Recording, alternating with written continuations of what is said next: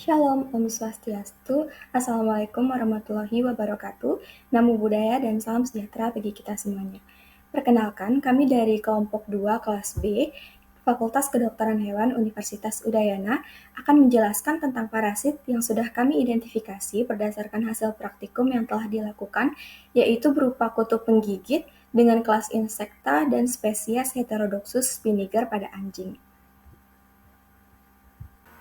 Sebelum masuk ke materi, izinkan saya untuk memperkenalkan anggota kelompok kami terlebih dahulu.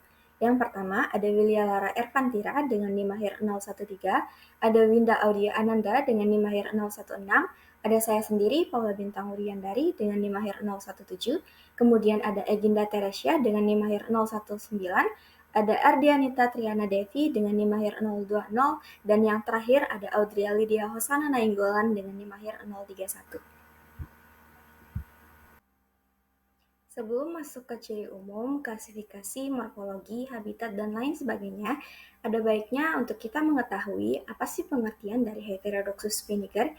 Heterodoxus spiniger merupakan kutu pengunyah yang masuk ke dalam kelas Insecta dan spesies Hematopagus molophaga, yaitu serangga yang memperoleh makanan dari darah inang.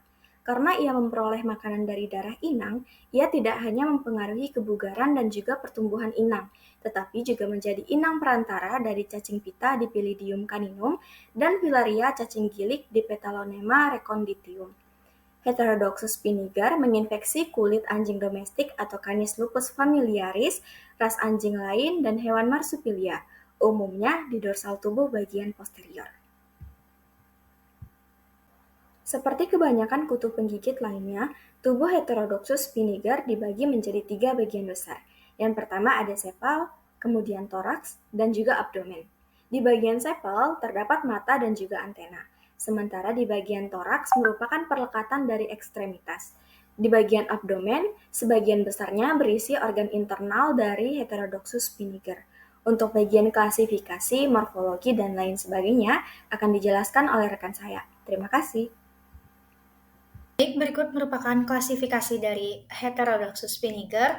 Kerjaannya itu Animalia, filumnya Arthropoda, kelasnya Insecta, subkelasnya Pterygota, infrakelasnya Neoptera, subordonya Pseucodea, ordonya Ptiraptera, subordonya Amblycera, familynya Bopidae, genusnya Heterodoxus, spesiesnya Heterodoxus spiniger.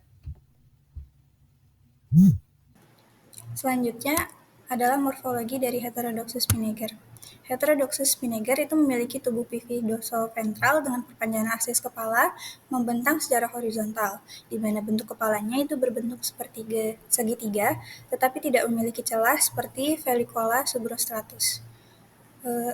Binatang ini itu menggunakan rahang bawahnya untuk mengunyah, di mana pada bagian styledsnya itu terdapat bagian proboscis kecil yang melengkung, yang berfungsi sebagai membantunya dalam melekatkan dan mengunyah. Heterodoxus spiniger itu memiliki antena pada bagian dalam dari sisi kepala, seperti yang ditunjuk pada panah, dengan tubuh yang ditutupi dengan rambut-rambut kecil yang disebut stay. Stay membantunya untuk menempel pada inang. Heterodoxus spiniger itu memiliki 2 cakar atau hook pada setiap bagian prestarsusnya. Nah, pada gambar yang dilingkari itu merupakan bagian dari 2 cakar tersebut. Ini membantunya untuk tetap berdiri dan menempel pada inang. Kemudian terdapat sepasang spiracles pada gambar nomor 5, di mana spiracles tersebut itu merupakan lubang pernafasan yang membantu untuk Heterodoxus bernafas. Sekian dari saya, akan dilanjutkan oleh teman saya.